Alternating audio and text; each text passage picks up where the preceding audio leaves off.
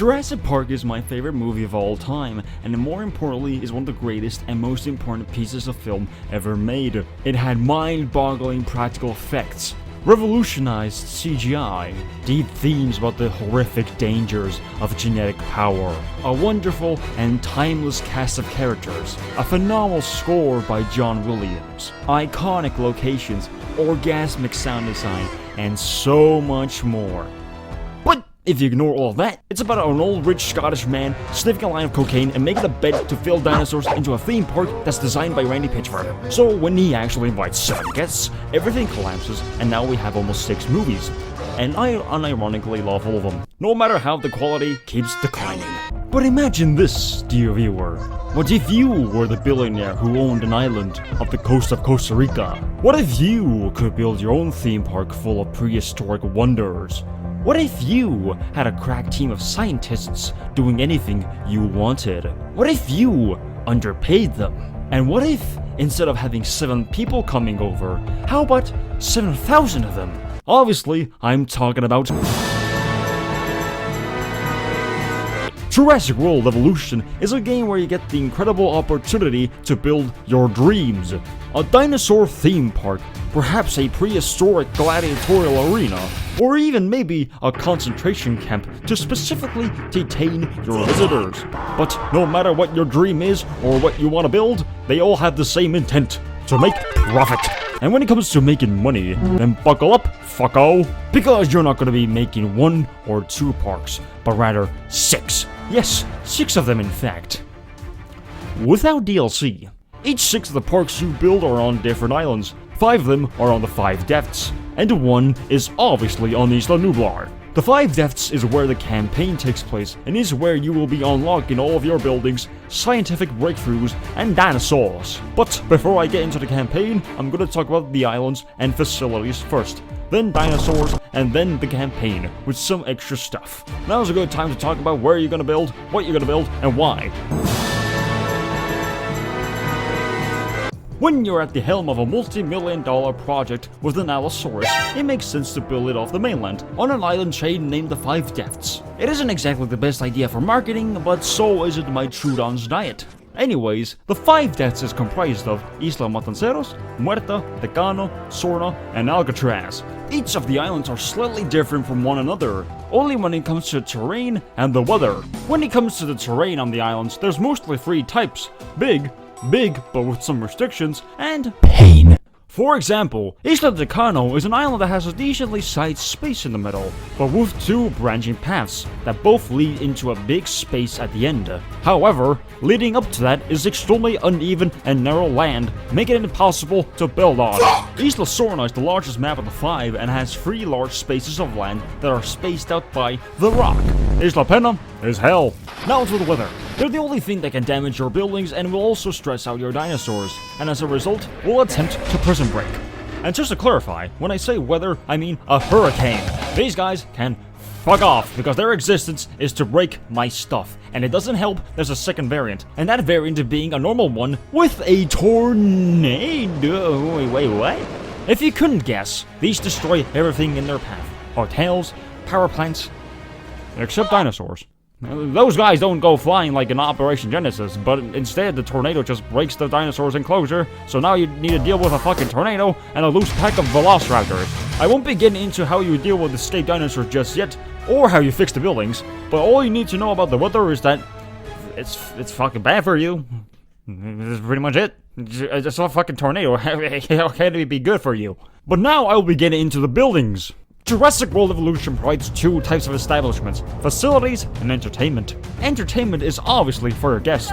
Such things like restaurants, gift shops, bowling alleys, hotels are highly important to your park.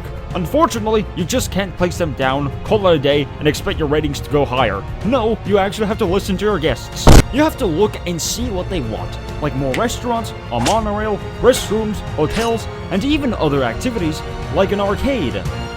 Because who fucking cares about seeing a fucking dinosaur? However, none of that really matters when you don't have the place up and running. Because you first need to focus on your facilities, such as power plants, research facilities, expedition centers, and so on. Each one is important. Like, I mean, you can't do shit if you're just even missing one of them. So let me explain each one very quickly. Research unlocks you new stuff, like hybrids. Expedition centers get you bones. Fossil center gets DNA from said bone. The Hammond Creation Lab will make you the dinosaurs. And the power plant gives you power. There's also the ACU and Ranger teams, which I won't get into just yet. But now, after explaining everything, it's time to give the most important part. My special opinion. The facilities aren't that terrible. They're fine. Each one has their quirk, and the important ones, aka the ones where you unlock new features, they're just the to-do list, as in you just check off a box for what you want. I feel like they could have done more, but honestly, it really doesn't bother me, because it isn't as bad as the entertainment part.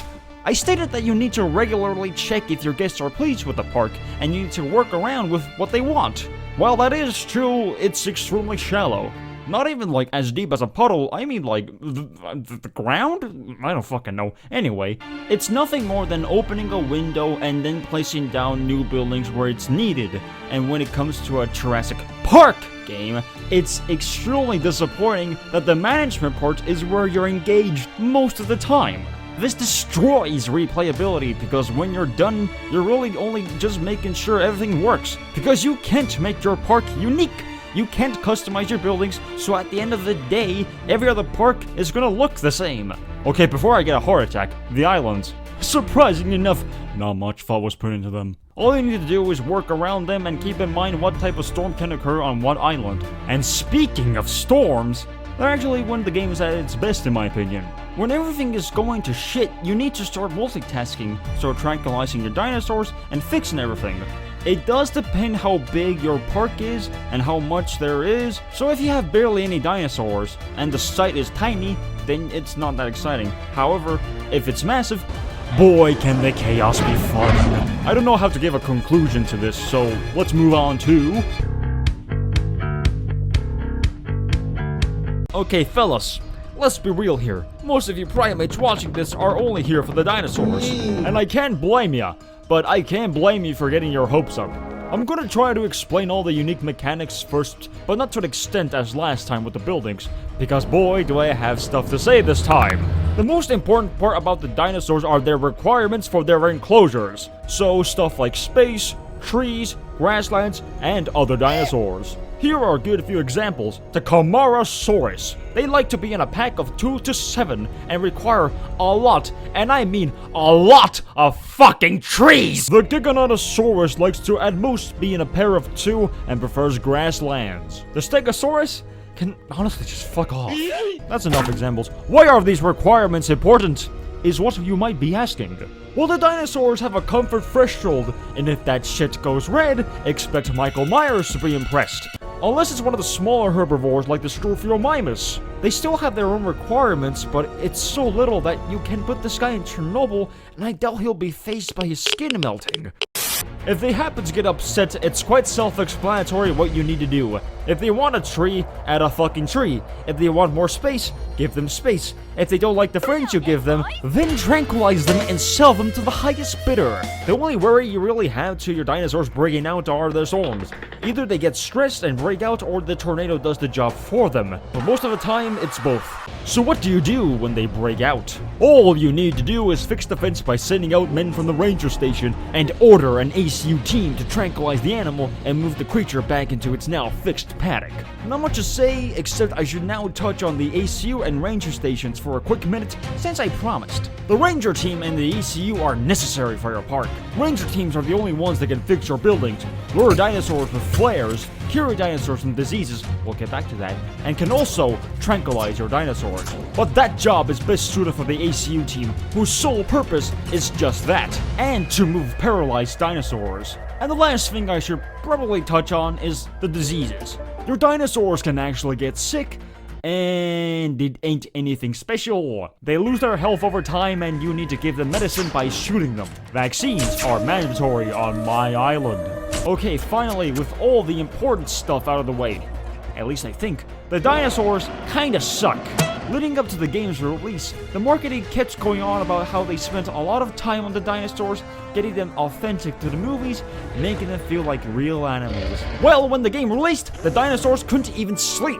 I mean, it's been nearly 4 years since launch, and the dinosaurs have gotten better, but it's only by a few new features, like sleeping. But the marketing said that they wanted the dinosaurs to feel alive, to feel like actual animals, but unfortunately, they're more like toys. They walk around, eat, drink, talk to their buddies, and that's it. They don't play with one another. They don't move in herds. I mean, they move in packs, but most of the time, it's undesirable. They don't get depressed. They don't feel alive, even with combat. When they fight or hunt each other, it's actually hilarious. When a velociraptor is about to kill something, like a Coryphosaurus, the Corypho stands still and the raptor will move into place so they can play out the exact same animation every single time.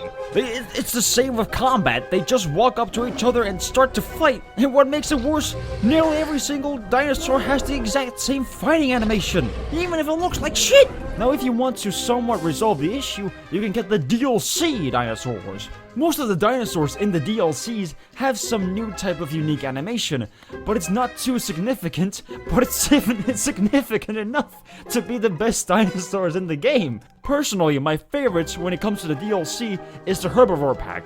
All the creatures have a new animation and are cute. The dinosaurs in the pack are Homocephaly, Dryosaurus, and... Anyway, to put it into one sentence, the dinosaurs don't have any soul to them. They're just walking scenery. Oh yeah, they didn't even add marine or flying reptiles, what the fuck? The campaign in this game is bleh. You just build a park until you get 3 stars and move on to the next park. The most you will be doing is taking missions from the 3 divisions: science, security, and entertainment. And they can be quite interesting. Sometimes, or really bad. I think I'm going off by memory, honestly. I could not be fucked to play the campaign again. It's just something you need to do just to get all the stuff in the game so you can actually do the fun stuff, aka make the park with unlimited money. So yeah, good luck with trying to have fun with the campaign. Which is actually kind of likely because the game has Jeff Goldblum, and not gonna lie, it's kind of fucking amazing. Those aren't the only campaigns though. We have 3 DLC ones: Secrets of Dr. Wu, Claire's Sanctuary, and Return to Jurassic Park. Secrets of Dr. Wu is boring as shit, Claire's Sanctuary is boring and awful. And no, I'm not gonna go into detail why, because I'm not going to replay them again for this review. What do you think I am? Professional? Oh, and Return to Jurassic Park. It's the same shit again with a different coat of paint, but that paint being Jeff Goldblum is back with... Wait, what? Sam Neill is back since fucking Jurassic Park 3? Laura Dern since the first movie? Wait, what? New maps on Isla Nublar and Isla Sorna? Original Jurassic Park skins? Copy? Try it on? Holy shit, new buildings! Holy shit, there are also 2 other extra modes: Sandbox and Challenge Mode. Challenge Mode is where you need to build a park and get it to 5 stars, and it gets more challenging the longer you keep going and what difficulty you pick. Take a while to fucking guess what Sandbox is. So, do I recommend Jurassic World Evolution? No! Jurassic World Evolution 2 is coming out next week, and Prehistoric Kingdom is gonna be a gift from God, so get those instead, you fucking moron!